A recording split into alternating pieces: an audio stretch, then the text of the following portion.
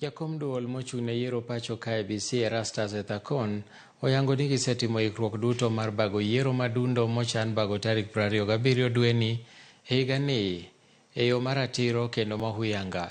Ethakon olero ni IEBC dhi nyime gi timo nonro e wi tulo kod lweny manyiche nomuoche e kar chung' od bura ma Kasipul kendo gichano mar dayo dho jochung' duto ma Kasipul chakre juma manyien e wi wachno.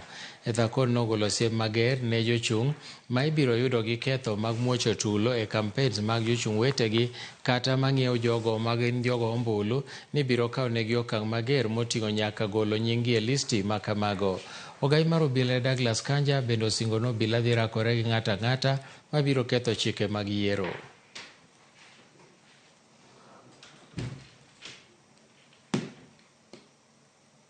We have peaceful, free, fair and credible by-elections. We have trained the electoral officials on the work they are supposed to do, and we have prepared all the materials that are required for us to conduct and complete those elections successfully.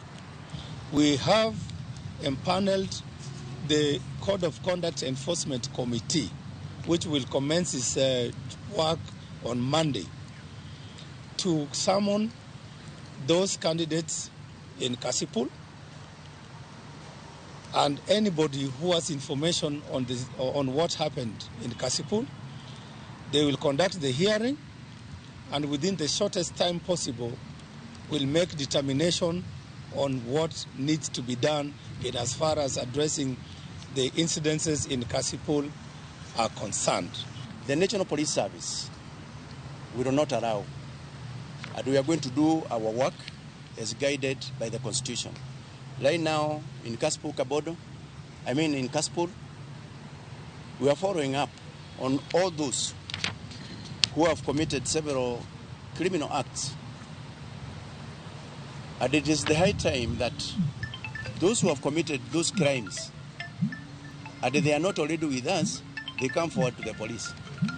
Because our teams are out there, and we must get them.